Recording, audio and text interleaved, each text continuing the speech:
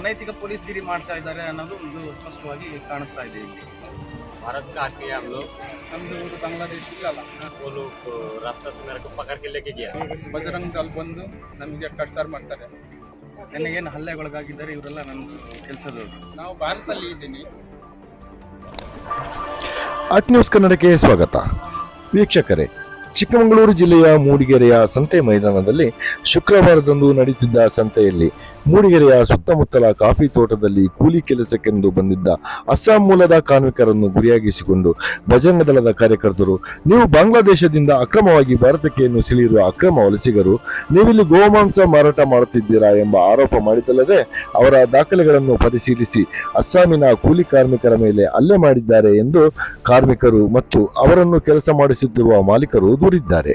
ಸಂತೆಯಲ್ಲಿ ನಡೆಯುತ್ತಿದ್ದ ಗಲಾಟೆಯ ವಿಷಯವನ್ನು ತಿಳಿದ ಮೂಡಿಗೆರೆಯ ಪೊಲೀಸ್ ಅಧಿಕಾರಿಗಳು ಸ್ಥಳಕ್ಕೆ ಧಾವಿಸಿ ಗುಂಪುಗೂಡಿದ ಜನರನ್ನು ಚದುರಿಸಿ ಶಾಂತಿ ಭಂಗವನ್ನುಂಟು ಮಾಡುತ್ತಿದ್ದವರ ಮೇಲೆ ಸ್ವಯಂ ಪ್ರೇರಿತವಾಗಿ ದೂರನ್ನು ದಾಖಲಿಸಿದ್ದಾರೆ. ದೇಶದ ಯಾವುದೇ ಭಾಗದಲ್ಲಿ ಭಾರತೀಯರು ನೆಲೆಸುವುದಕ್ಕೂ ಮತ್ತು ಕೆಲಸ ಮಾಡುವುದಕ್ಕೂ ಅವಕಾಶವಿರುವಾಗ ಕೂಲಿ ಕಾರ್ಮಿಕರನ್ನು ಗುರಿಯಾಗಿಸಿ ಅವರ ಮೇಲೆ ಇಲ್ಲಸಲ್ಲದ ಆರೋಪಗಳನ್ನು ಹೊರಿಸಿ ಅಮಾಯಕರನ್ನು ಹಿಂಸಿಸುವ ಅಧಿಕಾರವನ್ನು ಬಜರಂಗ ದಳದವರಿಗೆ ಕೊಟ್ಟವರ್ಯಾರು? ಅವರು ಅಕ್ರಮ ವಲಸಿಗರಾಗಿದ್ದರೆ ಅವರ ಮೇಲೆ ಕಾನೂನು ಕ್ರಮ ಕೈಗೊಳ್ಳಲು ಇಲ್ಲಿನ ಇಲಾಖೆ ಇದೆ.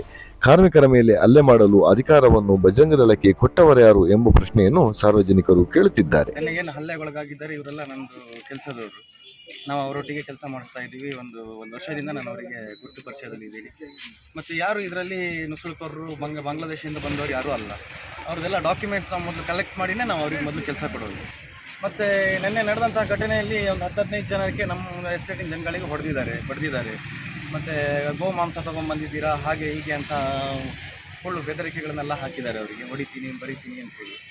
ಇದು ಅನೈತಿಕ ಪೊಲೀಸ್ಗಿರಿ ಮಾಡ್ತಾ ಇದ್ದಾರೆ ಅನ್ನೋದು ಒಂದು ಸ್ಪಷ್ಟವಾಗಿ ಕಾಣಿಸ್ತಾ ಇದೆ ಇಲ್ಲಿ. ನಮ್ಮ ಜನಗಳಿಗೆ ಅಲ್ಲಿ ತೊಂದರೆ ಕೊಟ್ಟಿರೋದಲ್ಲದೆ ಪೊಲೀಸ್ ಸ್ಟೇಷನಿಗೆ ಕರ್ಕೊಂಡ್ಬಂದು ಎಲ್ಲ ವೆರಿಫಿಕೇಷನ್ ಎಲ್ಲ ಮಾಡಿದ್ದೀವಿ ನಾವು. ವೆರಿಫಿಕೇಷನ್ ಮಾಡಿದ ಮೇಲೆ ಇವರು ಇದೇ ದೇಶದವರು, ಭಾರತೀಯ ನಿವಾಸಿಗಳು ಅಂತೇಳಿ ಪ್ರೂವ್ ಆಗಿದೆ. ಒಂದು 4 ಕಾಸು ದುಡಿಬೇಕು ಅಂತ ಹೇಳಿ ಇಲ್ಲಿಗೆ ಬರ್ತಾರೆ. ಇಲ್ಲಿ ಇಂಥ ಘಟನೆಗಳು ನಡೆದ್ರೆ ಮುಂದೆ ಇಲ್ಲಿ ಅಸ್ಸಾಮಿನ ಒಂದು ಅತಿ ಕಡಿಮೆ ಬೆಲೆಯಲ್ಲಿ ಸಿಗುವಂಥ ಲೇಬರೇ ಇವರೇ ಇಲ್ಲ ಅಂತ ಹೇಳಿದರೆ ಎಲ್ಲ ಎಸ್ಟೇಟ್ಗಳು ಖಾಲಿ. ಎಲ್ಲ ಇಲ್ಲಿ ಏನು ನಮ್ಮ ಮೂಡಿಗೆರೆ ತಾಲೂಕು ಏನಿದೆ ಇದರ ಅಭಿವೃದ್ಧಿನೂ ಕುಂಠಿತ ಆಗುತ್ತೆ. ಹಾಗಾಗಿ ಇದ್ರ ಬಗ್ಗೆ ನಿರ್ದಿಷ್ಟವಾಗಿ ಒಂದು ತನಿಖೆ ನಡೀಬೇಕು. ಇದ್ರ ಮೇಲೆ ಯಾರು ಇವ್ರ ಮೇಲೆ ಹಲ್ಲೆಗೊಳಗಾಗಿದ್ದಾರೆ ಅವ್ರ ಮೇಲೆ ತನಿಖೆ ಆಗಬೇಕು ಅನ್ನೋದನ್ನ ನಮ್ಮದು ಒಂದು ದನದ ಮಾಂಸದ ನೋಡಿ ಊಹಾಪೋಹಗಳ ಜೊತೆ ಮಾತಾಡ್ತಾ ಇದ್ದಾರೆ. ಯಾವುದೇ ಸರಿಯಾದ ನಿರ್ದಿಷ್ಟವಾದ ದಾಖಲಾತಿ ಇವ್ರ ಹತ್ರ ಇಲ್ಲ. ಊಹಾಪೋಹಗಳಿಗೆ ಪೊಲೀಸವರು ನಿನ್ನೆ ಹೇಳಿದ್ದಾರೆ, ಈ ಊಹಾಪೋಹಕ್ಕೇನು ನಾವು ಇದು ಮಾಡಲಿಕ್ಕಾಗಲ್ಲ. ಯಾವ ನಿರ್ದಿಷ್ಟವಾದ ಒಂದು ಎಸ್ಟೇಟ್ ಹೆಸರು ಹೇಳಿದರೆ ಅಲ್ಲಿ ಹೋಗಿ ರೈಡ್ ಮಾಡ್ಬೋದು ಅಂತೇಳಿ ಅವರೇ ಹೇಳಿದ್ದಾರೆ. ಇವರು ಸುಮ್ಮನೆ ಈ ಥರ ಈ ಎಸ್ಟೇಟಲ್ಲಿ ಮಾಡ್ತಾ ಇದ್ದಾರೆ, ಆ ಎಸ್ಟೇಟಲ್ಲಿ ಮಾಡ್ತಾ ಇದ್ದಾರೆ ಅನ್ನೋದ್ರಿಂದ ಇದರಿಂದ ಏನೂ ಸಾಧಿಸಲಿಕ್ಕೆ ಆಗ್ತಾ ಇಲ್ಲ. ಇದರಿಂದ ಏನೂ ಹೊರಗೆ ಬರೋದು ಇಲ್ಲ. ಕಾಫಿ ಬೆಳೆಗಾರರು ಅಂದರೆ ಕಾಫಿ ಬೆಳೆಗಾರರಿಗೆ ಬೇಕಾದಂಥ ಚೀಪ್ ಲೇಬರ್ ಇವರೇ ಇಲ್ಲ ಅಂತ ಹೇಳಿದರೆ ಕಾಫಿ ಬೆಳೆಗಾರರು ಏನು ಮಾಡ್ತಾರೆ? ಇಲ್ಲಿ ಲೋಕಲ್ ಜನಗಳಿಗೆ ಕಟ್ಕೊಂಡು ಕೆಲಸ ಮಾಡ್ಲಿಕ್ಕೆ ಆಗ್ತದೆ. ವಾರದಲ್ಲಿ 3 ದಿನ ರಜಾ ಮಾಡಿದರೆ 3 ದಿನ ಕೆಲಸಕ್ಕೆ ಬರ್ತಾರೆ. ಇವ್ರು ಹಂಗಾದ್ರೆ ಹಂಗಲ್ಲ, ಬಂದರೆ ವರ್ಷಕ್ಕೆ ಎಲ್ಲ ವರ್ಷ ಇಡೀ ಕೆಲಸ ಮಾಡ್ತಾರೆ. ಒಂದು ಸೀಸನ್ನೆಲ್ಲ ಪೂರ್ತಿ ಎತ್ತುತ್ತಾರೆ. ಆಮೇಲೆ ಅವ್ರದ್ದೇ ಆದ ಊರಿಗೆ ಅವ್ರು ಹೋಗ್ತಾರೆ ಬರ್ತಾರೆ. ಮತ್ತು ಇಷ್ಟ ಇದ್ದರೆ ಬರ್ತಾರೆ, ಮತ್ತು ಇಲ್ಲಾಂದರೆ ಬೇರೆ ಎಸ್ಟೇಟಿಗೆ ಹೋಗ್ತಾರೆ. ಕಾಫಿ ಬೆಳೆಗಾರರಿಗೆ ಇರೋ ದೊಡ್ಡ ಅನುಕೂಲತೆ ಅಂದರೆ ಇವರೇ, ಈ ಅಸ್ಸಾಮಿನ ಲೇಬರು. ಇವರು ಶಾರ್ಟಾಗಿ ಏನು ಹೇಳ್ಬೇಕಂತ ಹೇಳಿದ್ರೆ ಇವರು ಚೀಪ್ ಲೇಬರ್. ನಮಗೆ ನಮ್ಮ ಮಲೆನಾಡಿನ ಭಾಗಕ್ಕೆ ಚೀಪ್ ಲೇಬರ್ ಅಂದರೆ ಇವರೇ.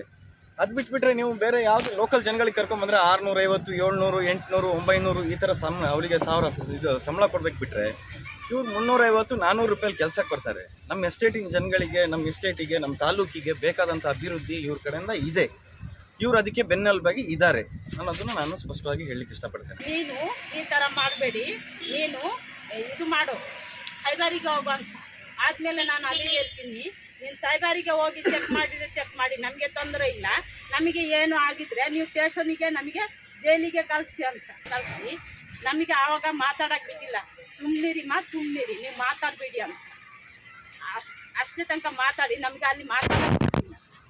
ಆಮೇಲೆ ಪೊಲೀಸ್ ಅವ್ರು ಬಂದಮೇಲೆ ಅವರಿಗೆ ಯಾಕೆ ನಿನ್ನ ಅಷ್ಟೇ ಕಿತ್ತಪಟ್ಟ ಮಾಡ್ತೀರಾ, ಮಾಡಬೇಡಿ ಅಂತ ನೀವೆಲ್ಲ ಸ್ಟೇಷನಿಗೆ ಹೋಗಿ ನಿಮಗೆ ಇದು ಈ ಥರ ಇದ್ದರೆ, ನಿಮಗೆ ಕಿತ್ತಪಟ್ಟೆ ಇದ್ದರೆ ಅವ್ರ ದುಡ್ಡು ಇಸ್ಕೊಂಡು ನೀವು ಬೆಂಗಳೂರಿಗೆ ಹೋಗಿ ಎಲ್ಲಿ ಇವ್ರು ಆಧಾರ್ ಕಾರ್ಡ್ ಮಾಡಿಸಿದ್ರೆ ಅಲ್ಲಿನೇ ಹೋಗಿ ಮತ್ತೆ ಚೆಕ್ ಮಾಡಿ ಅಂತ.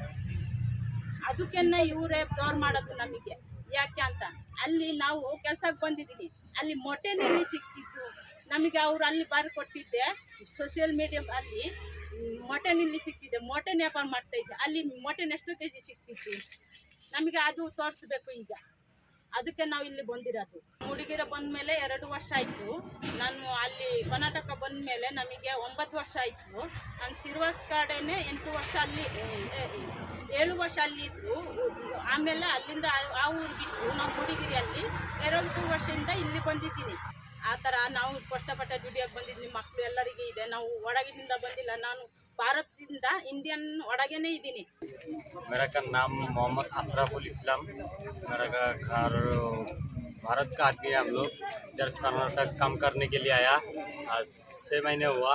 जब हम लोग सिंगल का लड़का लोग वो पूरा सप्ताह काम किया। वो शुक्रवार को हम लोग का छुट्टी दिया। वो छुट्टी का उधर हम लोग मार्केट में आया। कल मार्केट में आया, मार्केट में आते तो वो लोग रास्ता से मेरे को पकड़ के लेके गया। रास्ता से मेरे को मारने के लिए मारते मारते लेके गया। लेके जाके बोला तुम आधार कार्ड देखो।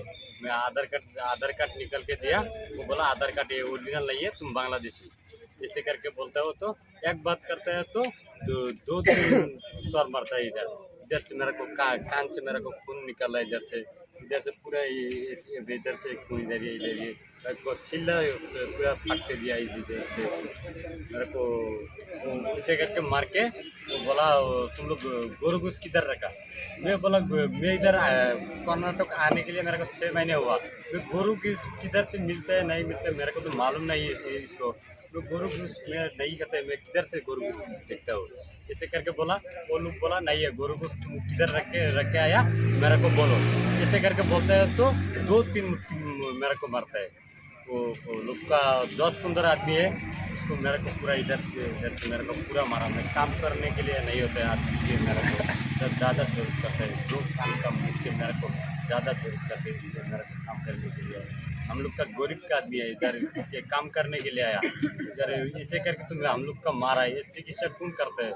2014ಕ್ಕೆ ಬಂದಿದ್ದೀನಿ ಕರ್ನಾಟಕದಲ್ಲಿ. ಇಲ್ಲಿ ಬಂದು ನಾವು ಕೆಲಸ ಮಾಡೋಕ್ಕೆ ಬಂದಿದ್ದೀನಿ. ನಾವು ಸಂತೆಗೆ ಅಲೆಬಟ್ಟೆ ಹೊಲಿಯೋದು, ಅಲೆಬಟ್ಟೆ ಹೊಲಿಯೋಕ್ಕೆ ನಾವು ಜೀವನ ಮಾಡೋದು.